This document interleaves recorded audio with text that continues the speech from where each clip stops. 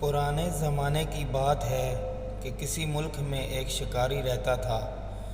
شکاری ایک نوجوان اور بہادر شخص تھا۔ وہ شکار کی تلاش میں اکثر گھنے اور خطرناک جنگلوں میں جاتا رہتا تھا۔ شکاری کے پاس ایک باز تھا جو اس کا بڑا وفادار تھا۔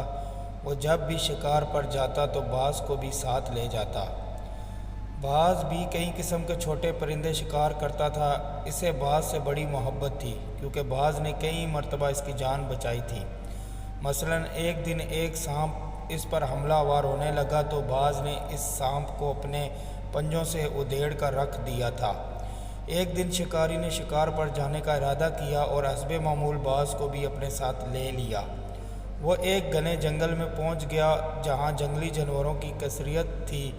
اسے شکار کرتے ہوئے 2 دن گزر گئے۔ تیسرے دن اچانک وہ راستہ بھٹک کر ایک صحرا میں جا پہنچا جہاں چاروں طرف ریت ہی ریت تھی۔ اس نے راستہ تلاش کرنے کی بڑی کوشش کی مگر کامیاب نہ ہو سکا۔ گرمی کی وجہ سے پانی کی شدید طلب ہو رہی تھی لیکن ارد گرد کہیں پانی نہ تھا۔ گھومتے پھرتے اسے ایک سایہ دار درخت نظر آیا۔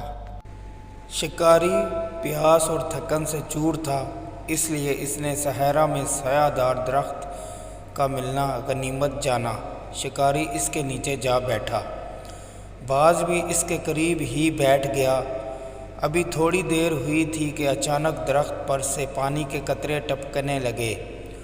وہ بہت پیاسا تھا۔ اس نے سامان سے پیالہ نکال کر وہاں رکھ دیا جہاں قطرے گر رہے تھے اور یہ بھی نہ سوچا کہ آخر درخت سے قطرے کیوں گر رہے ہیں۔ تھوڑی دیر بعد پیالے میں اتنا پانی جمع ہو گیا کہ وہ پی سکے تو اس نے پیالہ اٹھایا اور پانی پینے کی کوشش کی، لیکن اس سے پہلے کہ وہ پانی پیتا قریب ہی بیٹھا ہوا باز اڑا اور جھپٹ کر وہ پیالہ اس کے ہاتھ سے گرا دیا۔ باز کے اس طرح پانی گرانے پر اسے بڑا غصہ آیا لیکن اس نے ضبط کیا اور خالی پیالہ اٹھا کر پھر اس جگہ رکھ دیا جہاں اب بھی قطرے گر رہے تھے۔ کچھ دیر بعد پھر پیالے میں پانی اکٹھا ہو گیا تو اس نے دوبارہ ہاتھ بڑھا کر پیالہ اٹھانے کی کوشش کی لیکن باز بڑی تیزی سے لپکا اور اس کے پیالہ پکڑنے سے پہلے ہی گرا دیا۔ اس مرتبہ شکاری اپنے غصے پر قابو نہ رکھ سکا۔ اس نے تلوار کے ایک ہی وار سے باز کا کام تمام کر دیا۔ آخر جب اس کا غصہ کچھ کم ہوا تو اس نے غور کیا کہ آخر درخت پر سے پانی کیوں گر رہا ہے۔ چنانچہ اس نے گردن اٹھا کر اس طرف دیکھا جہاں سے پانی قطرے گر رہے تھے اور یہ دیکھ کر وہ لرز اٹھا کہ ایک بہت موٹا اور کئی گز لمبا سانپ درخت کے ایک ٹہنے سے لٹکا ہوا تھا اور اس کے منہ سے وہ قطرے گر رہے تھے جو در حقیقت زہر تھا۔